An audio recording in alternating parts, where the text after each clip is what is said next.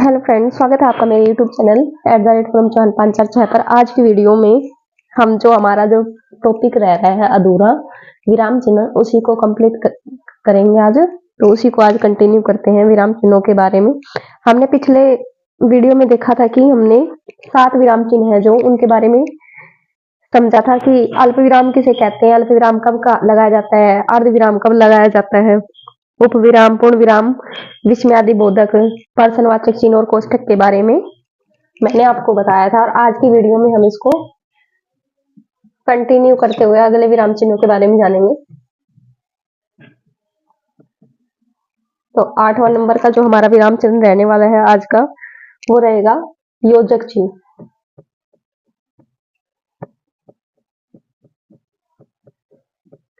ये योजक चिन्ह होता है, माइनस जैसा निशान जो होता है, घटा का जो निशान जो होता है वैसा जो होता है हमारा योजक चिन्ह। और ये कब लगाया जाता है? विपरीतार्थक शब्दों में ये अधिकतर इसका प्रयोग किया जाता है। जैसे कि हम लिखते हैं रात, दिन, माता, पिता। तो उल्टे जो शब्द होते हैं उनमें लगभग हम किस चीज का यूज करते हैं? योजक चिन्हों का प्रयोग हम उसके अंदर करते हैं। नेक्स्ट जो हमारा चिन्ह रहने वाला है अवतरण चिन्ह या उद्धरण चिन्ह भी इसको हम कहते हैं।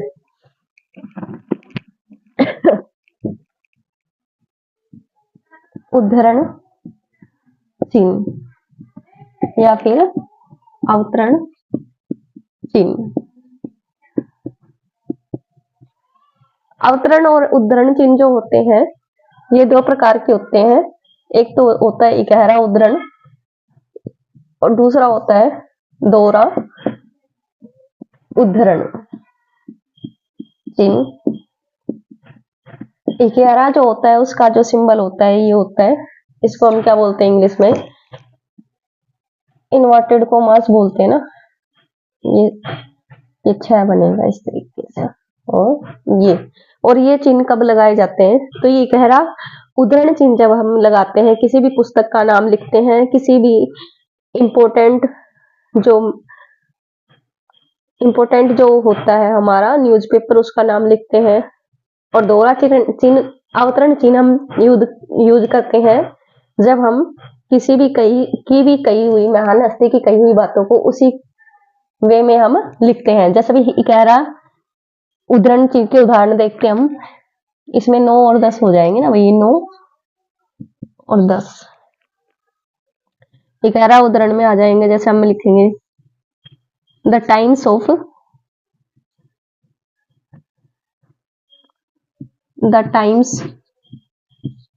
ऑफ इंडिया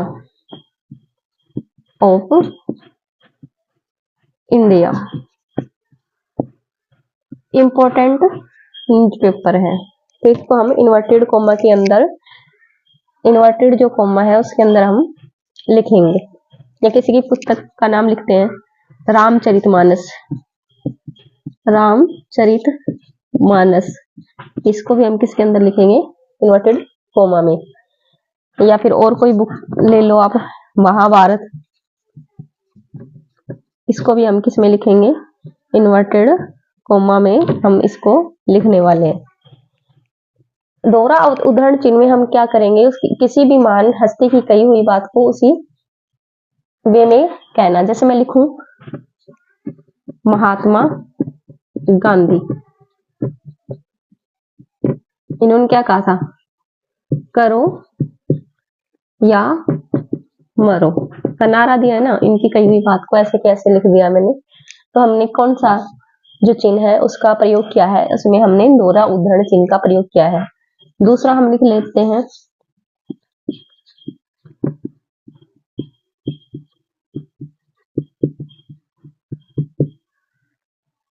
तुम मुझे खून दो मैं तुम्हें आजाद दूंगा।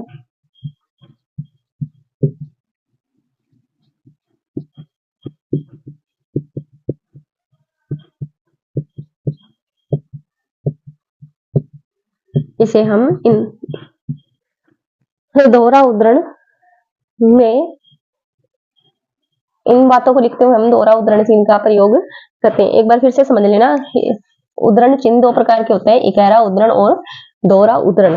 इकहरा उद्धरण हम किसी भी फेमस बुक का नाम लिखते समय, किसी भी न्यूज़पेपर का नाम लिखते समय हम इकहरा उद्धरण चिन्ह का यूज करेंगे, या फिर वाक्य में किसी भी इंपॉर्टेंट बात को दर्शाने के लिए हम किस चिन्ह का यूज करेंगे, इकहरा उद्धरण चिन्ह का प्रयोग हम करेंगे। और दूसरा होता है हमारा दोहरा उद्धरण, किसी भी महान व्यक्ति के द्वारा कही गई बात को उसी वे में कहना, उसके लिए हम क्या यूज करेंगे, दोहरा उद्धरण चिन्ह का यूज इसमें हम करने वाले हैं। जैसे मैंने लिख के बताया, महात्मा गांधी ने क्या नारा दिया था, करो या मरो। मैंने उनकी कही हुई बातों को किसमें लिखा है, इन्वर्टेड कोमा बोलते हैं इंग्लिश में इसको, पर हम हिंदी में क्या बोलेंगे, दोहरा उद्धरण चिन्ह बोलेंगे इसको। सुभाष चंद्र बोस ने बोला है, तुम मुझे खून दो मैं तुम्हें आजादी दूंगा, इसको भी हमने किसमें लिखा है, दोहरा उद्धरण चिन्ह में। ये मैंने उल्टा लगा दिया, ऐसे लगेगा।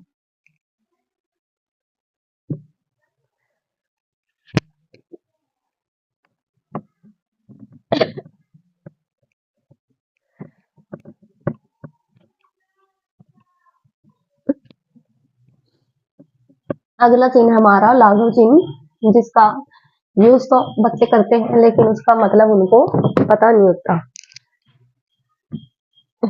लाघव चिन्ह,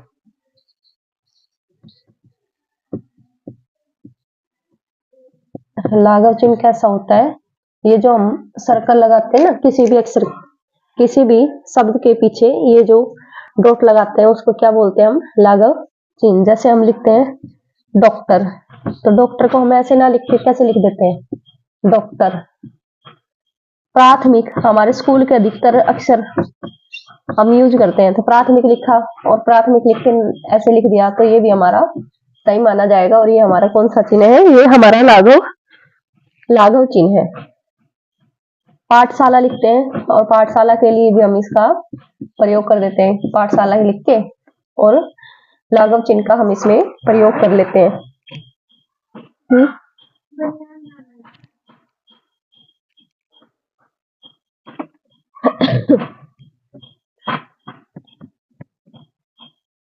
अगला जो चिन्ह है हमारा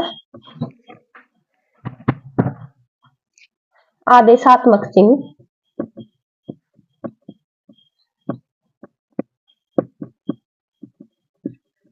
ये उपविराम और ये योजक चिन्ह से जैसा एक चिन्ह जो होता है हमारा आदेशात्मक चिन्ह। जब भी हम कोई उदाहरण वगैरह देते हैं,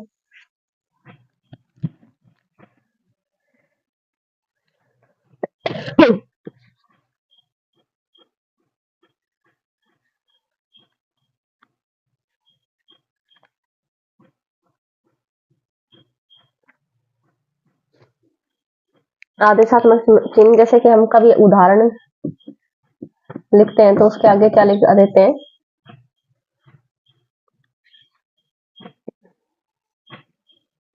भाई अपनी जो बात है उसको आगे स्थानांतरित करने के लिए हम किसका यूज करते हैं, आदेशात्मक चिन्ह का। जैसे हमने जैसे लिख के एग्जाम्पल दिया, तो इसके आगे क्या कर लिया, संवाद लिखते हैं, नहीं व्याख्या करेंगे, जैसे किसी भी चीज की व्याख्या करेंगे तो इसमें हम आदेशात्मक चिन्ह का हम प्रयोग करेंगे। नेक्स्ट है हमारा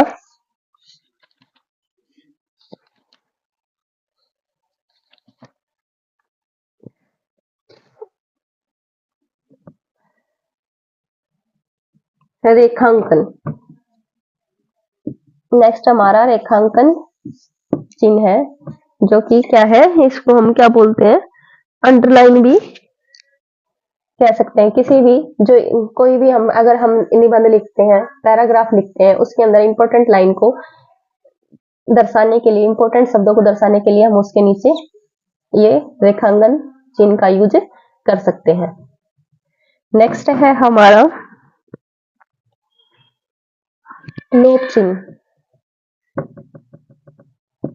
ये क्या है हमारा, लोप चिन्ह। भाई खाली स्थान, रिक्त स्थान की पूर्ति करो, उसमें भी ये हम डॉट डॉट लगा के देते हैं ना, बुकों में भी डॉट डॉट लगा मिलता है, तो ये क्या होता है, लोप चिन्ह। इन शब्दों का यहाँ पर लोप कर रखा है। या फिर हम पहले पोयम लिखते थे, पोएम के जो कविता होती थी उसका सरलार्थ करते थे, तो एक आगे का अक्षर लिखते थे, माना जाना कुछ, और यहाँ पे विलोप चिन्ह का प्रयोग हम कर देते थे। पूरा जो है पूरी कविता की लाइनें हम उसके अंदर नहीं लिखते थे। तो वो ये कौन से चिन्ह है, ये हमारा लोप चिन्ह है और ये हमारे किस काम आता है इसमें मैंने आपको बता दिया है।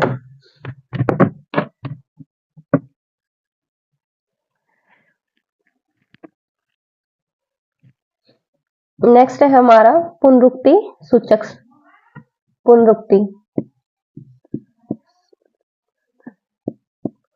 पुनरुक्ति सूचक भाई, कई बार हम कविता की लाइन देखते हैं तो एक लाइन को 2 बार रिपीट कर देते हैं।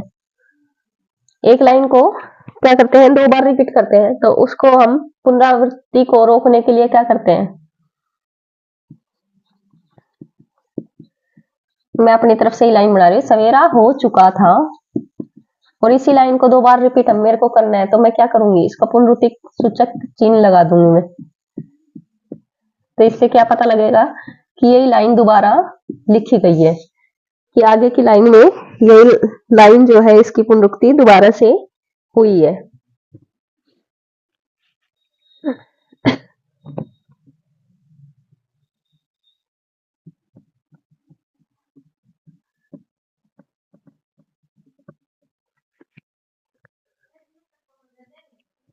तो आज की वीडियो में हम इतना ही करने वाले हैं, क्योंकि इससे ज्यादा चिन्ह अगर हम समझेंगे तो वीडियो ज्यादा लंबी हो जाएगी। जो बाकी बचे हुए जो चिन्ह है वो अगली वीडियो में मैं आपको समझा दूंगी।